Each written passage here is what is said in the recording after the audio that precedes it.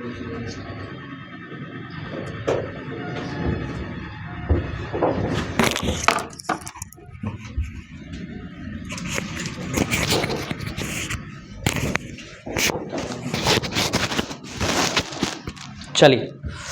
तो पढ़ रहे थे हम लोग कहाँ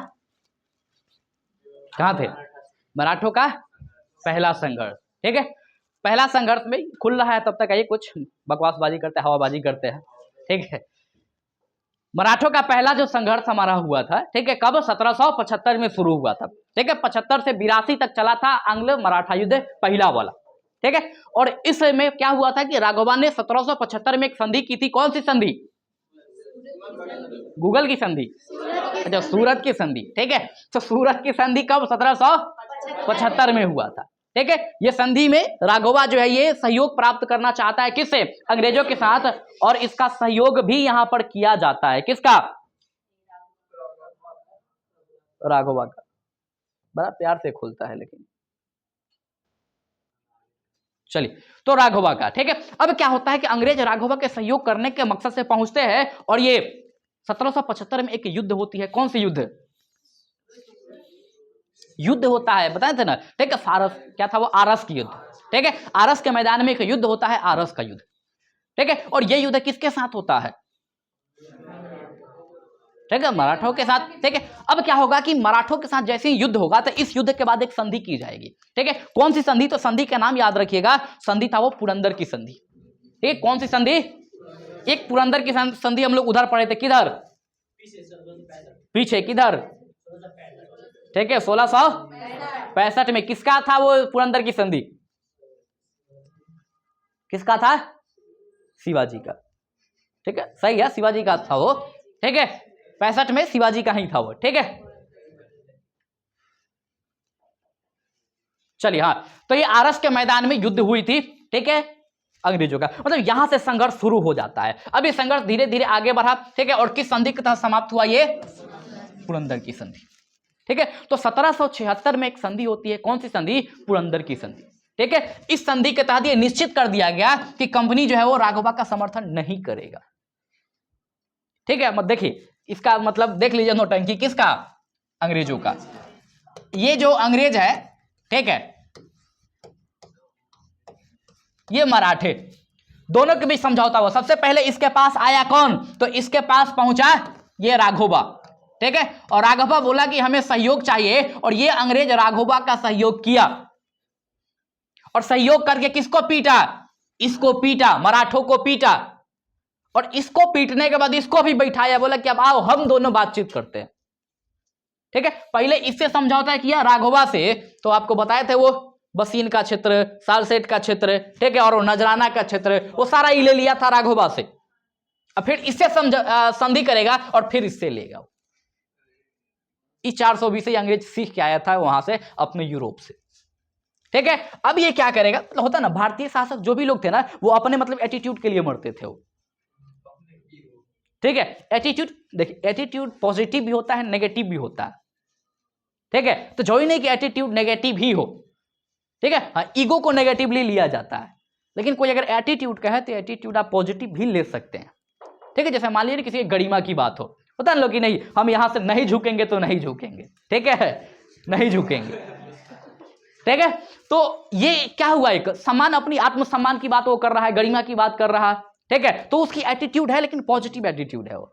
तो वैसे ही भारत के शासकों की एटीट्यूड हुआ करता था कि वो किसी दूसरे के सामने नहीं झुका करता था, लेकिन इसके साथ ऐसा कुछ नहीं था। भारत के शासक जो है, किसी शासक का अगर कोई जबान दे देते हैं कि चलो हम तुम्हारे साथ लड़ेंगे, तो मर जाएगा लेकिन लड़ेगा उसके साथ, और अंतिम क्षण तक लड़ता रहेगा। लेकिन अंग्रेजों के साथ ऐसा नहीं है। ठीक है, जबान दे दिया, कोई बात ना, वो रख ले, मेरे पास दूसरा जबान है, इससे बतिया लेंगे हम। ठीक है, तो फिर वो किसी दूसरे से संधि कर लेता था। अब देखिए ना, यहां इससे संधि कर रहा है, तो जाहिर सी बात है इससे कुछ क्षेत्र ले लेगा वो, क्या? तो इससे कुछ क्षेत्र ले लेगा। ठीक है, और समझौता कर लेगा। तो पुरंदर की संधि हुआ, और उस पुरंदर के संधि में इसको बोला मराठों को कि आप ऐसा कीजिए कि आप, ठीक है, कुछ हमें पैसा वैसा दीजिए, धन दौलत दीजिए, कुछ क्षेत्र हमारे नाम कर दीजिए, हम राघोबा का समर्थन नहीं करेंगे। ठीक है, मराठा पहले से खिसियाल था इससे कि जाके मिल गया अंग्रेज से। ठीक है, मारो उसको, नहीं करना है उसका सहयोग। ठीक है, तो यहां पर सहयोग नहीं किया गया, किसका? राघवा का। तो पुरंदर के संधि में याद रखिएगा कि यह क्लियर किया गया, तय किया गया कि राघवा का सहयोग नहीं किया जाएगा, ठीक है। किंतु सालसेट और थाने वाले जो जगह है, कौन कौन, सालसेट और थाने वाली जगह है, इस पे अंग्रेजों का प्रभुत्व बना रहेगा।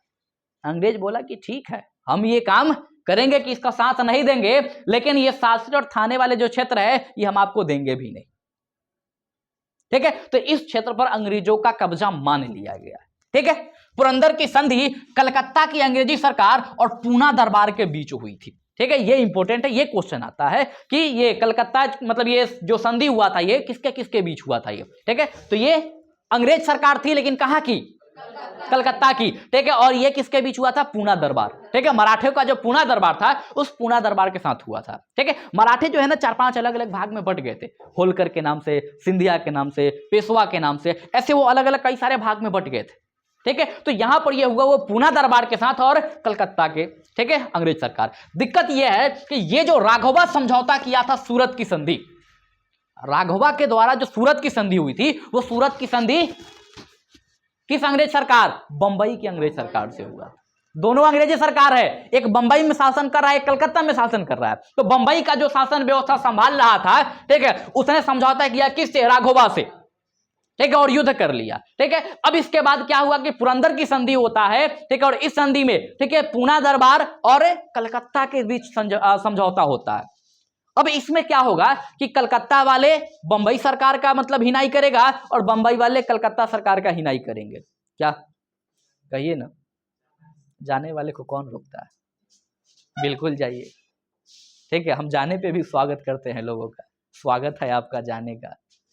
चलिए आइए, तो ये पूना दरबार और अंग्रेजों के बीच में ये संधि होती है, समझौता होती है, क्लियर, आगे आइए, ठीक है। अब यहां से ट्विस्ट आएगा, ठीक है। देखिए, बंबई की सरकार और अंग्रेज, ये कलकत्ता की सरकार, अभी कुछ देर के लिए दोनों आपस में लड़ना शुरू करेगा, ठीक है। मतलब अंग्रेज जो है वो आपस में लड़ रहे हैं, क्यों, क्योंकि अंग्रेज में देखिए एक है कलकत्ता वाला, कौन, कलकत्ता वाला, और एक है बॉम्बे वाला, ठीक है। कलकत्ता वाला, बंबई वाला, कलकत्ता वाला, ठीक है, ये सहयोग कर रहा किसका, तो ये पूना के जो था वो, ठीक है, पूना दरबार उसका, और बंबई वाला किसका, तो राघवा का, ठीक है। अब यहां पर क्या दिक्कत है कि दिक्कत यह है कि कलकत्ता वाला चाहता था कि इससे कोई समझौता ना किया जाए, अब बंबई वाला चाहता था कि इससे कोई समझौता ना किया जाए। तो कुछ देर के लिए अब ये आपस में ये लोग जूतम पट्टी करेंगे, ये लोग, ठीक है, अंग्रेज लोग, कुछ समय के लिए। फिर उसके बाद से ये दोनों मिलकर अंग्रेज को पीटेगा, ये मराठों को पीटेगा, ठीक है। फाइनली होना यही है कि मराठों की यहां पे साम्राज्य छीनने वाली है, ठीक है। अब आइए, परिणामतः बंबई सरकार ने पुनः युद्ध छेड़ दिया और 1779 में पश्चिमी घाट में एक जगह थी तालगांव, ठीक है। पश्चिमी घाट जानते हैं कहां है, कहां है, महाराष्ट्र, कर्नाटक,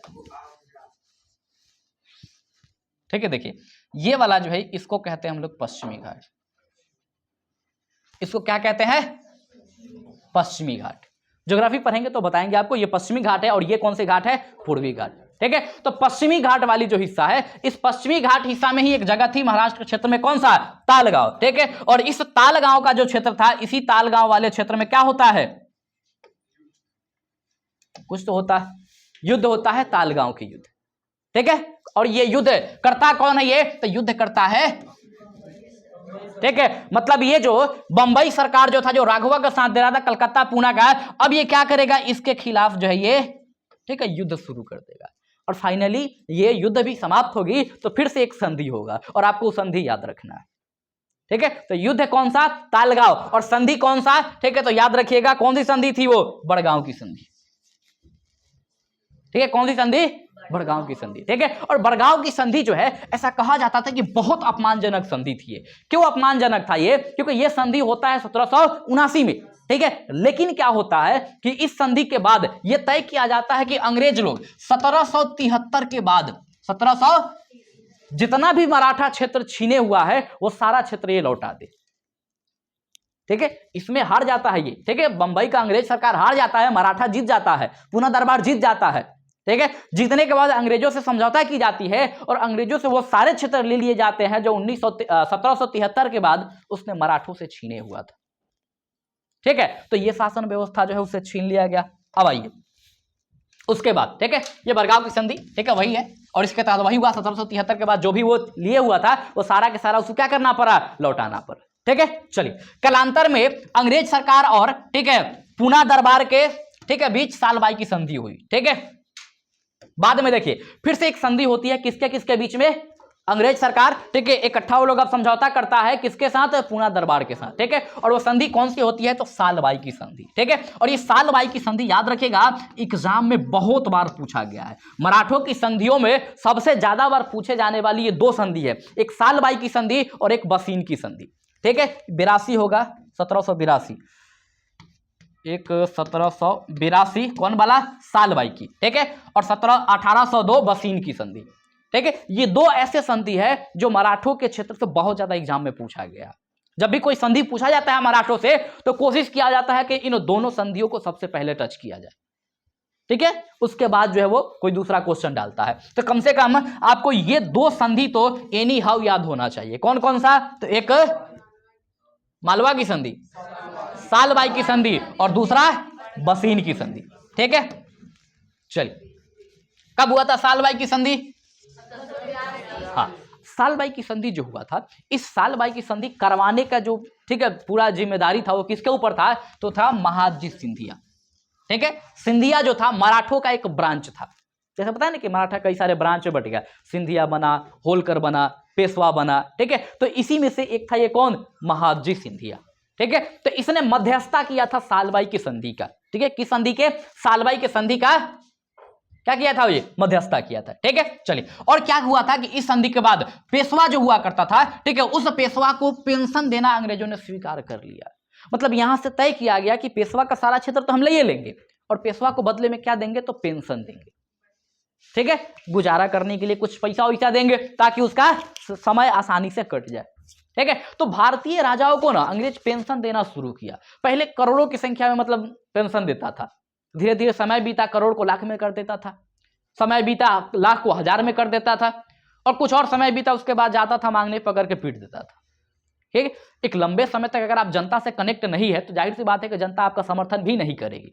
तो सबसे पहले अंग्रेज क्या करता था कि उस व्यक्ति का जनता से कनेक्शन को तोड़ता था। ठीक है, जनता कुछ दिन बाद समझ जाती है कि भैया सारे काम तो अंग्रेज कर रहे हैं, टैक्स तो अंग्रेज वसूल रहे हैं, इसका मतलब है कि वो जो पेशवा लोग है वो किसी काम का नहीं है।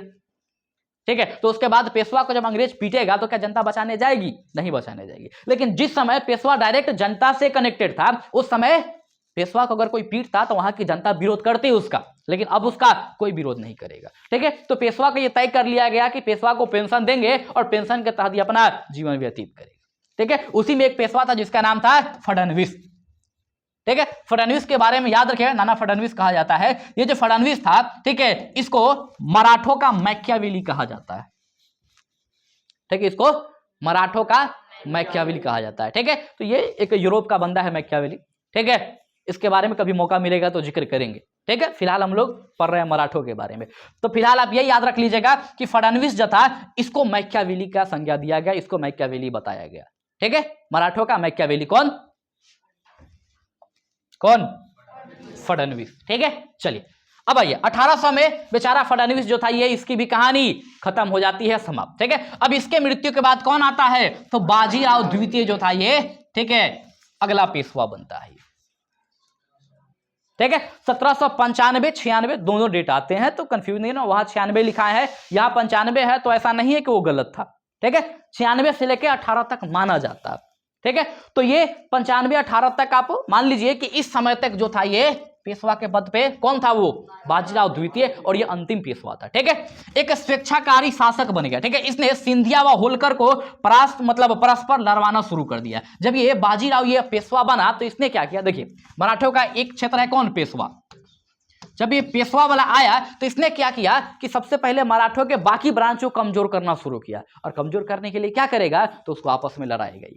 ठीक है, तो किसको किसको, ठीक है, तो जो, ठीक है, किधर गया ये, सिंधिया और होलकर। ठीक है, सिंधिया और होलकर। ठीक है, इन दोनों को लड़ाने का काम करता है कौन, तो ये पेशवा बाजीराव द्वितीय, और आपको बताया था अंतिम पेशवा था ये। ठीक है, तो इसने इस दोनों को लड़वाना शुरू किया, और ये ख्वाहिश रखता था कि जैसे ही वो दोनों, ठीक है, लड़के एक तो निपट ही जाएगा तो जो बचेगा उससे हम युद्ध लड़ लेंगे। क्योंकि ये युद्ध नीति होती है। अगर आपको किसी दो व्यक्ति से युद्ध लड़ना है तो कोशिश कीजिए कि पहले उस दोनों को आपस में लड़वा दे, ठीक है। दोनों आपस में लड़ेगा तो जाहिर सी बात है कोई एक को बचेगा, जो बचेगा उससे आप लड़ लीजिए, आसानी से जीत सकते हैं, ठीक है। तो जीतने का चांस 75% बढ़ जाएगा। लेकिन आप दोनों से एक साथ लड़ने जाएंगे तो फिर वही होगा क्या। चलिए, तो यहां पर ये ऐसा ही काम करता है कौन, पेशवा बाजीराव, ठीक है। इस संदर्भ में पेशवा ने 1801 में जसवंत राव होलकर के भाई की हत्या कर दिया, ठीक है। होलकर और सिंधिया को जो लड़वा रहा था, तो जो होलकर की जो भाई था, ठीक है, क्या नाम था उसका, जसवंत राव, ठीक है, इसकी हत्या कर दिया जाता है, ठीक है। पेशवा था सिंधिया की सम्मिलित सेना को, ठीक है, हस्पर, ठीक है, ये देखिए, ये याद रखिएगा, ठीक है। हदपसर एक जगह थी, ठीक है, हदपसर एक जगह थी। इस जगह पे किसको किसको, ठीक है, तो ये जो, ठीक है, होलकर और सिंधिया, इस दोनों की संयुक्त सेना जो था, इसको पराजित करने का काम करता है, ठीक है। तो ये हस्पर की जो जगह थी, यहां पर एक युद्ध होती है और इस युद्ध में, ठीक है, जो होलकर थे, सिंधिया थे, इनको हराने का काम करता है, इनके बीच युद्ध होता है। मतलब ये मराठों का आपसी संघर्ष है, ठीक है। अभी अंग्रेज फिर कुछ समय के लिए यहां से बाहर है, पहले सब आपसे में लड़ रहा, अंग्रेज बैठ के देख रहा होगा कहीं से, तो इसी में देखेगा कि सब फरिया लेगा, इसमें से जो बचेगा उससे अंग्रेज फरिया लेगा। फरियाना तो सबको, क्योंकि क्लियर है कि अंततः, ठीक है, मराठे जो है वो समाप्त होंगे, ठीक है, और अंग्रेजों का शासन व्यवस्था शुरू होगा, ठीक है। तो इसके लिए पहले आपस में सब मारपीट कर लेगा, जो बचेगा उससे आगे का काम कर लिया जाएगा, ठीक है। तत्पश्चात पेशवा ने, ठीक है, भागकर बसीन में शरण ले लिया, ठीक है। जब पेशवा यहां भरपेट खाया तो यहां से भागा और भाग के कहां गया वो, बसीन में, और जाके बसीन में गया तो क्या करेगा, अब अंग्रेजों से संधि करेगा। उधर जब राघवा को नहीं मिला था, उधर जब राघवा को नहीं मिला था उसका पद, तो पद ना मिलने के क्रम में राघवा ने क्या किया था, संधि किया था, ठीक है। सेम उसी प्रकार से जब पेशवा को यहां पीटा गया बाजीराव को, तो भाग के जाएगा और जाके संधि किससे करेगा, ये अंग्रेजों से। और कौन सी संधि, बसीन की संधि। कब हुआ था बसीन की संधि, 1802 में, ठीक है, 1802 में, क्लियर। तो ये 1802 में याद रखेगा कि यहां पर एक संधि होती है, ठीक है। चलिए, इस संधि के तहत पेशवा ने पुणे में अंग्रेजी सेना को रखना स्वीकार कर लिया। अब देखिए, ये अंग्रेज क्या कर रहे हैं कि अपनी सेना रख देंगे किसके पास, पेशवा के पास। इससे अंग्रेजों को फायदा क्या होता था, देखिए, अंग्रेज के पास जो भी, मतलब मान लीजिए कि 5000 सैनिक है, 5000 सैनिक को दे देगा वो पेशवा को, करेगा क्या, तो उस पेशवा से उस सैनिक का वेतन दिलवाएगा, ठीक है।